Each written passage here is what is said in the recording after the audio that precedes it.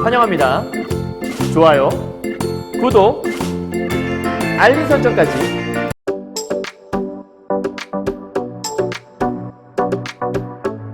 안녕하세요. 경화여고 2학년 학생 여러분, 그리고 전국에서 EBS 올림포스 전국 연합 학력평가로 현대시를 공부하신 학생 여러분 만나서 반갑습니다. 선생님은 세계 최강 국어쌤 조인수 선생님입니다. 자, 오늘 이제 드디어 이번 경화여고 2학년 학생들 이번 중간고사에서 현대시 강의 총 20편 중에서 마지막 20번째 이제 강의를 찍게 됐고요. 오늘의 제목은 박남준이라는 시인의 이사악양이라는 시를 이제 우리 강의를 찍을 예정이에요. 이 박남준이라는 이 시인이 굉장히 독특하신 분이거든요. 마인드 자체가 굉장히 좀 무욕의 자세, 약간 느낌이 고전 시가 속에서 느끼는 선비들의 모습, 사대부들의 모습과 굉장히 유사한 점을 좀 갖고 계세요. 잠시 후 선생님이 그 박남준 시인이 어떠한 성향을 지닌 사람인지를 간단하게 설명드리도록 할게요. 한번 들어가 봅시다. 자, 우선 이사악양이라는 제목을 갖고 있죠. 그러니까 현재 이 시는 이사를 가는 건가 보다. 어디로? 악양이라는 동네로 이사 가는 건가 보다. 이제 그게 포인트고요. 이 박남준이라는 시인이 얼마나 독특하신 분이냐면 조금 전에 선생님이 살짝 독특하다라고 말씀드렸는데 좀 좋은 의미에서의 독특함이에요. 1957년생이시니까 올해로 66세 정도 되셨죠. 근데 아직 미혼이세요. 혼자. 그리고 어떤 느낌이 좀 강하냐면 그 돈을 많이 가지고 있는 거에 대해 굉장히 부담감을 느끼시는 분. 그래서 일전에 인터뷰한 걸 봤어요. 그랬더니 그냥 수천만 원의 돈이, 사실 이게 시집을 내서 워낙 시가 좀 좋다 보니까 상금 같은 것도 많이 받았을 거 아니에요. 이제 문학상 같은 걸 받아서 상금이 이제 몇 천만 원이 들어온 거예요. 그러니까 불안해서 잠을 못 자겠더래요. 그래서 돈이 통장에 들어있으니까 왠지 뭔가 좀 마음이 불안하고, 그래서 통장에 있는 돈을 다 내보내고 나니까 마음이 편안해졌다. 실제로 상금 받은 거에 거의 80, 90%를 전부 다 이제 그냥 기부를 하는 그런 분이세요. 본인 통장에는 200만 원 정도만 남겨놨대요. 그 이유가 뭐냐면 나중에 내가 죽었을 때 누군가에게 민폐를 끼치기 싫어서.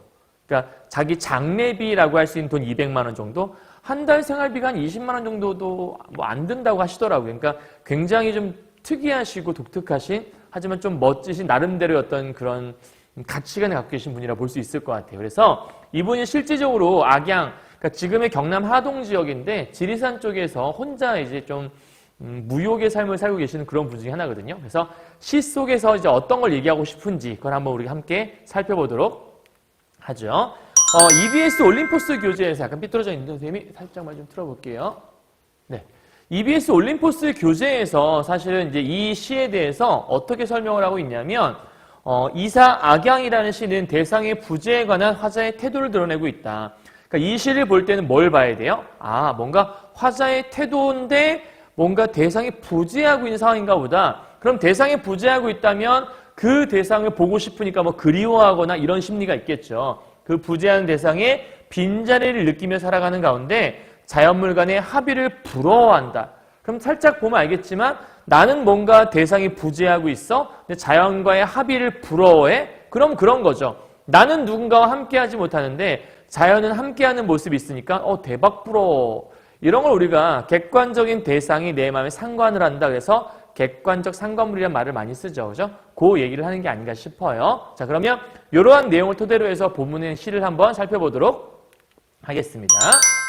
일단 이사악양이라는 시, 아까 얘기했지만 이거는 뭔가 악양으로 이사가는 시인가 보다. 그럼 위에다가 화자, 상황, 정서태도 써놓고, 여기 보니까 뭐 내 뼈를 발라줄 이라고 써는 거 보니까 나라는 화자가 등장하는 건 알겠어요. 그죠? 그리고 어떤 상황이냐 봤더니 이사 가는 상황인가 보다. 이것도 우리가 파악할 수 있겠어요. 자, 정서는 조금 전에 뭔가 부재라고 했으니까 진짜 그리움이 있는 건가 살펴보도록 하죠. 자, 이렇게 표시 한번 해보도록 하죠.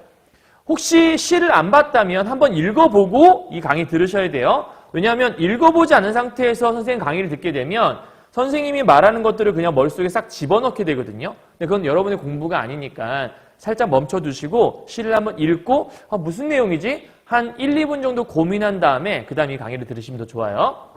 자, 가보죠. 결국 남쪽 악양 방면으로 길을 꺾었다. 그러니까 여기서 결국이라는 저런 부사어를 쓴다라는 건 결국 이거 할 수밖에 없었네? 일종의 약간 조금 뭔가 자발성이라는 것보다는 억지로 이렇게 할 수밖에 없었다. 뭐 이런 의미가 좀 강한 것 같아요. 악양이라는 동네 방금 얘기했지만 경남 하동 지역이라고 얘기했죠. 사실 이 시인이 살던 곳은 전주라는 그 전라도 지역이었거든요. 근데 이 시인이 실제 이제 자기가 인터뷰 속에 얘기할 때 그 전라남도 그러니까 전라북도 전주 지역이죠. 그 전라도의 전주 지역이 경남 하동에 비해서는 좀 북쪽이 있어요. 그래서 거기는 뭔가 좀 어둡고 습하다 이런 느낌을 가졌대요. 그러니까 경남 하동 지역은 밑으로 좀 남쪽으로 내려왔을 거 아니에요. 그래서 하루 종일 해가 들었다라고 해서 이곳은 악양의 특징이 써 있다고 볼 수 있겠죠. 그냥 간단하게 악양의 특징이 하루 종일 해가 드는 그런 곳인가 봐요. 그래서 좀 따뜻한 곳으로 있었다. 그리고 실제 지명이 써 있는 거 보니까 실제 지명이 써 있고 진짜로 이사한 내용이거든. 본인이 실제 이사한 내용을 기반으로 시를 지은 거라서 이 시는 사실성을 확보하고 있다. 이렇게도 우리가 얘기할 수 있어요. 자, 밥을 짓고 국을 끓이며 어쩌다가 생선 한 토막에 비린내를 구웠대요. 그러니까 어쩌다가 하는 것들은 우리가 간혹이란 뜻이죠. 그러니까 맨날 이렇게 하는 게 아니라 간혹. 왜 아까 얘기했지만 집이 되게 부유한 걸 원하시는 분이 아니라고요. 그래서 어쩌다가 이제 근데 생선을 보통 우리가 한 토막을 구웠다고 하지 비린내를 구웠다고 하진 않죠. 그럼 비린내라고 하는 것들은 일단 우리가 후각적인 심상이 있다 볼 수 있겠고, 사실 이 부분은 시에서 많이 쓰인 기법 중에 하나인데 우리가 알고 있는 일상적인 내용, 일반적인 내용을 조금 낯설게 표현을 하는 거예요. 그러니까 실질적으로 이 부분은 생선 한 토막에 비린내를 구웠다? 그 얘기는 그냥 생선 한 토막을 구웠다 이런 얘기인 거거든요. 근데 그러한 얘기를 비린내를 구웠다라고 하는 좀 생소한 표현으로 이런 걸 우리가 뭐라고 하냐면 낯설게 하기 기법이라고 얘기를 해요. 그러니까 이 시의 표현상의 특징 중 하나겠죠. 뭔가 좀 낯설게 표현하는 그런 느낌이 있었다. 이건 좀 약간 신선함을 주기 위한 참신한 느낌을 주는 거죠. 그러니까 약간 시의 변화를 주는 거예요. 자, 밥상머리 맞은편에 내 뼈를 발라 살점 얹어줄 그 사람이 늘 비어있다. 그러니까 이 비어있는 건 누군가가 부재하다는 얘기겠고 누가 부재하는 거죠? 이 사람이 부재하는 거죠. 그 장소는 어딘데요? 밥상머리 맞은편이에요. 그러니까 얼핏 읽어보면 뭔가 아내를 좀 기대하고 있는 건가? 근데 실질적으로 이 시는 뭐 결혼을 하지 않았기 때문에 여기서는 그냥 본인이 뭔가 좀 함께하고 싶은 사람이 있었다. 이 정도로 파악하면 될 것 같아요. 우리가 현실적인 것까지 다 지금은 고려할 수는 없으니까. 그럼 내 뼈를 발라 살점 얹어줄 그 사람이라는 존재는 내가 그리워하는 그리움의 대상이 될 수 있겠네요. 근데 이 늘 비어있는 자리가 달라지지 않았다는 것들은 현재 누군가가 부재하는 상황인데 이 부재하는 상황이 해결이 되는 것이 아니라 지속되고 있구나. 이렇게 우리가 생각해 볼 수 있겠어요. 여기까지 이해했어요? 그러니까 부재 상황이 끝나지 않고 있다. 현재 이사, 그 다음에 누군가가 부재하는 상황이야. 근데 그 부재가 뭐 하고 있어? 지속되고 있어. 그 부재한 대상은 누군데? 지금 보니까 뼈를 발라서 살점을 얹어줄 사람. 요 사람. 뼈살 언싸? 네. 뼈살 언싸가 부재한 상황인 거죠. 뼈살 언싸기 좀 이상하긴 한데 어쨌든 요 사람이 지금 부재해서 그로 인해 그 사람은 좀 뭔가 그리워하고 있는 게 아닐까. 근데 우리 아까 보기 속에서 뭘 봤냐면 뭔가 부러움의 대상이 하나 있다고 얘기했잖아요. 넘어가 볼까요? 자, 이따가 아직도 낯선 아랫마을 개가 그 아랫마을에 개 한 마리가 있는데 그 개가 컹컹거리며 그 부재의 이유를 묻기도 했대요. 그러니까 그 부재 이유를 물었다는 얘기는 뭔가 내 부재 상태가 해결이 되지 않고 있구나. 그렇다면 걔가 나한테 사실 물은 건 아니겠죠. 걔가 너 왜 혼자 부재하는 거야? 캉캉 그러진 않았겠지. 그러니까 걔는 그냥 짖을 뿐이고요. 보통 우리가 개가 짖는 경우는 누군가가 지나갈 때 짖잖아요. 그러니까 이 개가 그냥 나한테 짖었다라는 뜻인데 그 짖음을 들으니까 나한테 부재 이유를 물었다. 내가 왜 혼자 있는 거지? 왜 그 사람 나한테 없는 거지? 그런 부재의 이유를 묻기도 했다고 했지만 내가 혼자 떠올리고 있는 거죠.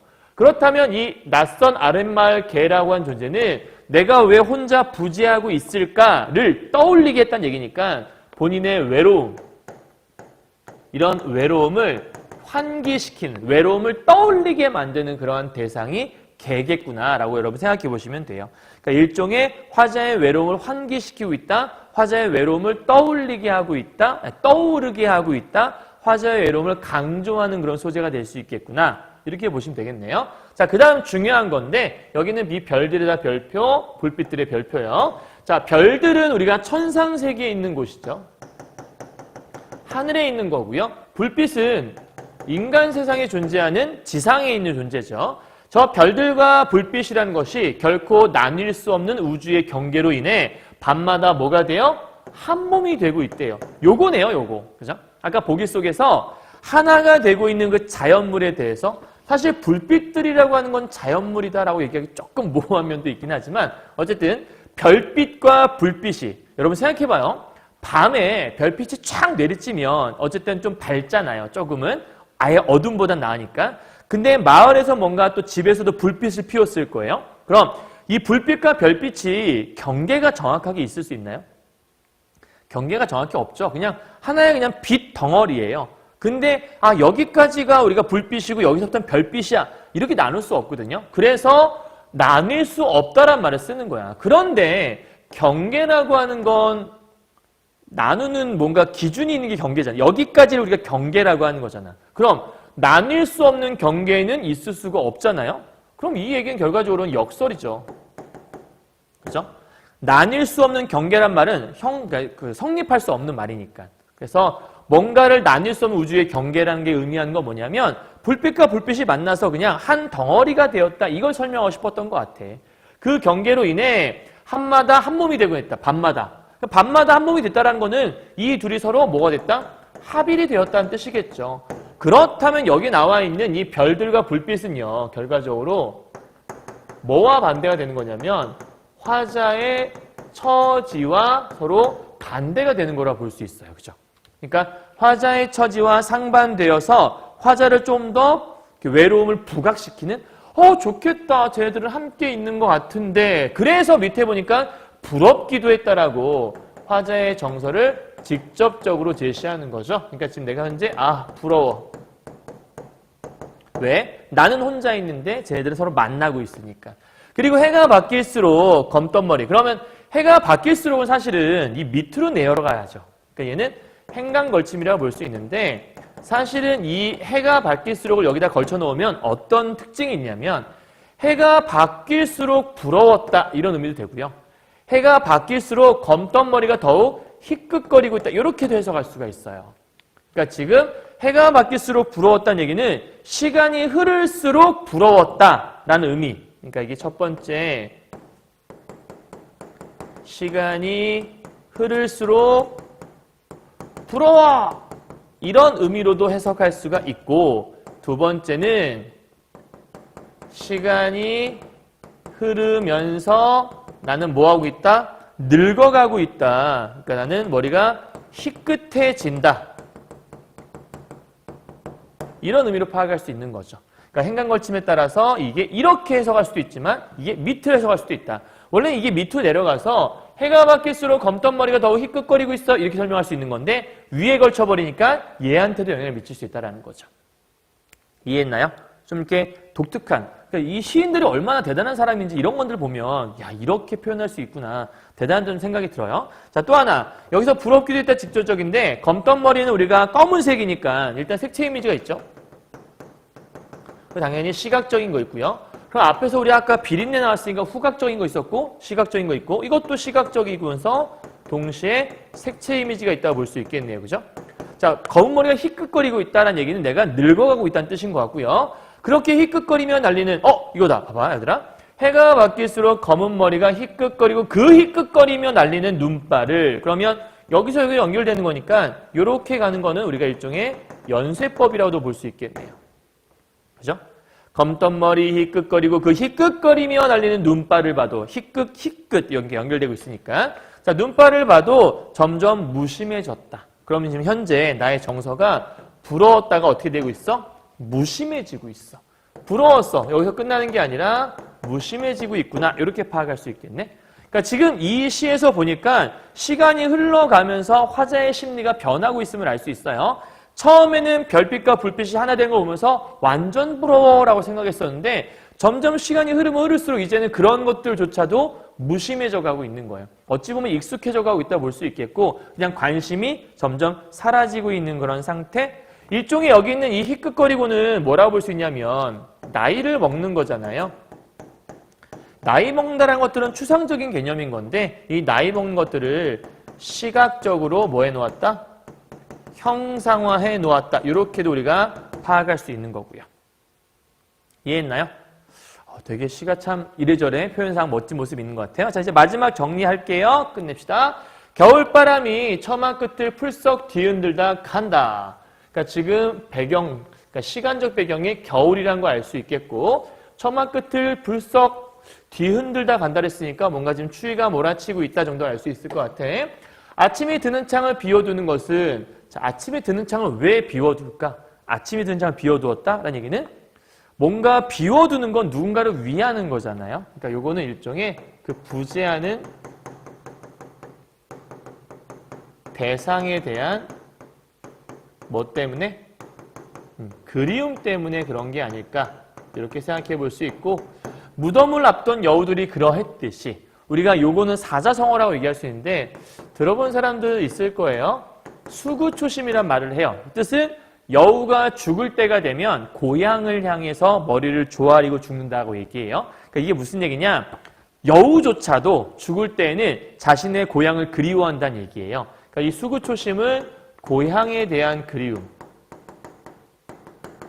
죽을 때가 돼서도 그걸 놓치지 않는다는 얘기죠. 그러니까 이 얘기를 썼다는 얘기는 얘가 그러했듯이 나 역시도 어딘가에 대한 그리움이 있다라는 거예요. 그 그리움은 아마 이 대상에 대한 그리움이겠죠. 나 또한이라고 써있네요. 나 또한 북쪽의 그리운 창을 통해서 그럼 똑같이 마찬가지로 감정을 직접적으로 제시하고 있죠. 그리운 창을 향해 그러면 부러움과 무심 그리고 그리움이라는 정서가 들어있는 거고 머리를 눕히며 길고 먼 꿈길을 청한다. 즉 현실 속에서 그 사람을 만날 수 없기 때문에 그 부러운 대상에게 그 부재하는 대상에게 부러운 게 아니라 부재하는 대상에게 가는 길이죠. 가는 길을 내가 꿈속에서나마 청한다라고 하는 거네요. 결과적으로는 그 대상의 부재가 앞으로도 계속해서 지속될 것이라는 것도 우리가 상상해 볼 수 있어요. 왜요? 현실에서 그 사람에게 가고 있는 것이 아니니까. 이해하셨나요? 자, 전반적으로 이 시의 특징 이해하겠어요? 뭔가 그리운 대상이 있고 그 그리운 대상에 대한 나의 마음을 표현한 거라고 볼 수 있는데 자연물이 부럽기도 하면서 내 상태가 지금 여전히 그 부재가 해결이 안 돼서 오늘 마지막 그 순간까지도 너를 그리워하고 있다. 이렇게 얘기하면 끝나는 시라고 볼 수 있을 것 같아요. 되셨나요? 그러니까 지금 부재가 지속되고 있고 나는 지금 현재 혼자 있는 외로운 상태라는 걸 알 수 있겠고 그리움과 외로움, 고독감 이런 것들을 얘기하고 있다고 볼 수 있겠네요. 자, 마지막 최종 정리 이것만은 꼭 정리해보죠. 자, 이 시는요. 부재하는 대상에 대한 그리움 방금 얘기했어요. 그죠? 그리고 특징이 뭐냐라고 물어본다면 첫 번째, 후각적인 이미지와 시각적 이미지가 드러난다. 더불어서 색채 이미지가 잘 드러나고 있는 건 시각적 이미지와 같이 가는 거죠. 여러분 오해하면 안 되는 거예요. 모든 시각적 이미지가 다 색채 이미지인 건 아니에요. 색채 이미지는 시각적 이미지일 수 있지만 모든 시각적이 색채는 아니다. 시각적이 더 넓은 범위니까. 그다음 두 번째요. 평소형 어미가 반복된다. 무슨 얘기냐면 모든 시 끝에마다 선생님이 다 봤나요 혹시? 다 이렇게 평소형 어미가 반복되고 있죠. 이거는 운율을 형성하기 위한 방법 중에 하나인 거예요. 세 번째, 정서의 직접적 제시는 아까 설명했고요. 네 번째, 역설법 어딘지 설명했죠. 아까 나뉠 수 없는 경계. 연쇄법 설명했죠. 희끗. 다음 5번, 자연과 인간의 대비가 나타나 있다. 이때 자연은 어떤 모습이었죠? 서로 하나 된 모습이었죠. 합일된 자연의 모습과 인간의 모습은 어떤 모습이었죠? 화자의 상태, 홀로 있는 모습. 그래서 대비를 일으켰고 그로 인해서 어떻죠? 부러움이 유발되었다라고 아까 설명했던 것 같아요. 다음 정서의 변화. 시간의 흐름에 따라서 정서가 고정되어 있는 것이 아니라 처음엔 부러웠죠. 이 부러움이라는 게 나중에 뭘로 변했냐면 무심함으로 변하고 있었어요. 그죠? 시간의 흐름에 따라서. 마지막 7번째, 낯설게 하기 기법이 써있다라고 정리하면서 마무리 다 했습니다. 여기까지 끝. 자, 다 했고요. 오늘 우리가 선생님이 이제 여러분한테 약속했던 선생님 나름대로 약속이에요. 여러분 혼자 공부하기 힘들까봐 현대시가 20편이나 되니까 소설까지 다 해줄 여유는 없었고 사실 여러분 혼자 공부해도 되는 사항이 있고 원래는 혼자 공부해야 되는 건데 그렇게 하는 것보다는 그래도 좀이나마 도움됐으면 좋겠다는 생각이 들어서 이렇게 좀 하는 거죠. 조금이나마 시험 공부에 도움됐으면 좋겠고요. 이제 오늘 마지막 약속했던 20편의 시를 다 정리 끝냈어요. 여러분 들으시면서 혹시 이제 좀 어려웠던 것들 있다면 이 강의 통해서 잘 해결했으면 좋겠고, 내일 시험이죠. 네, 오늘 마지막 날까지 선생님이 지금 집에 안 가고 저녁까지 지금 강의 찍었는데 빨리 업로드하고 여러분한테 전달해 드리도록 하겠습니다. 내일 시험 잘 볼 수 있도록 선생님이 끝까지 기도하겠습니다. 다들 수고 많으셨고요. 우리 다음 강의에서 뵙도록 하죠. 수고하셨습니다. 안녕!